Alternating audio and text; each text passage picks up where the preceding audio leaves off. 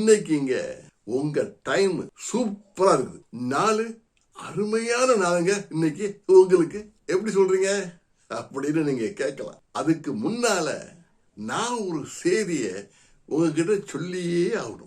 போன மாசம் வரைக்குங்க என் லைஃப் எனக்கு ரொம்ப போர் அடிச்சு, ஃப்ரஸ்ட்ரேஷன், விரக்தி, கூட பேசுறதுக்கு யாருமே இல்லைங்க, தனிமை, கொடுமை. அப்பதான் திருவள்ளுவர் என்கிட்ட சொன்னாரு, டேய் நான் ஒன்னு சொல்றேன், அந்த மாதிரி செய், உன் லைஃப் ஸ்டைலே மாறி போயிடும் அப்படின்னாரு. நான் சொன்னேன், சும்மா இருங்க வள்ளுவரை, நீங்க 2000 வருஷத்துக்கு முன்னால இருந்த ஆளு, இப்ப தொழில்நுட்பம் வளர்ந்து போச்சு வள்ளுவர், ஏஐ டெக்னாலஜி வந்துருச்சே, நீங்க என்ன வள்ளுவர் சொல்லுவீங்க அப்படின்னு. வள்ளுவர் சொன்னாரு, நான் சொல்றேன், ட்ரை பண்ணி பாரு அப்படின்னாரு. சரி சொல்லுங்க அப்படின்னு. வள்ளுவர் சொன்னாரு, நாளைக்கு காலையிலேருந்து ராத்திரி வரை நீ யாரை பார்த்தாலும் சரி, அவன் உனக்கு வேண்டியவனா இருக்கலாம், வேண்டாதவனா இருக்கலாம், நல்லவனா இருக்கலாம், கெட்டவனா இருக்கலாம், இந்த ஜாதிக்காரனா இருக்கலாம், அந்த ஜாதிக்காரனா இருக்கலாம், யாரா இருந்தாலும் சரி, எல்லாரையும் பார்த்து ஒரு புன்சிரிப்பு செய். அவங்க கிட்ட இன்றைய தினம் உங்களுக்கு ஒரு நல்ல நாளாக இருக்கும்னு எனக்கு தோணுதுங்கன்னு சொல்லு. அப்புறம் சொல்லு, உங்கள்கிட்ட இல்லாத திறமைங்களா? இறைவன் ஒவ்வொரு மனுஷங்கிட்டையும் ஒரு திறமைய கொடுத்துதான் இந்த உலகத்துக்கு அனுப்பிச்சிருக்கார். உங்க திறமைய பயன்படுத்தி பாருங்க சார், நீங்க லைஃப்ல ஓஹோன்னு வருவீங்க சார் அப்படின்னு சொல்லு.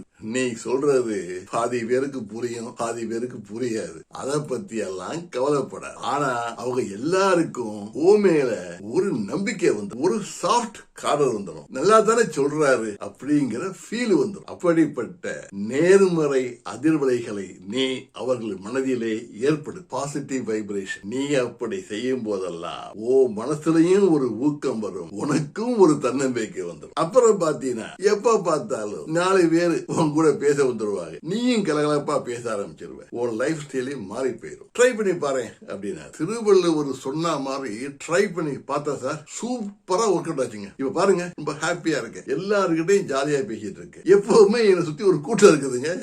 ஆனா நான் சொன்ன மாதிரி எல்லாம் திருவள்ளுவர் இந்த வளவள குலகுல எல்லாம் சொல்லல, 2 வரியில அழகா சொன்னார். என்ன சொன்னார்னா, எல்லாருக்கிட்டையும் இன்சொல் பேசி கனிவுடன் பழகிப்பார், தனிமை என்கின்ற துன்பம் இல்லாமலேயே போகும். அதாவது துன்புருவும் தூவாமை இல்லாது யார் மாட்டும் இன்புருவும் இன்சொல்லவர்க்கு. ஒண்ணு மட்டும் சொல்றாங்க, தொழில்நுட்பம் எவ்வளவுதான் டெவலப் ஆனாலும் சரி, ஏஐ டெக்னாலஜியே வந்தாலும் சரி, வள்ளுவரை அசைக்கவே முடியாது. நீரின்றி அமையாது உலகு, வள்ளுவமின்றி செழிக்காது உங்கள் வாழ்வியல். நன்றி.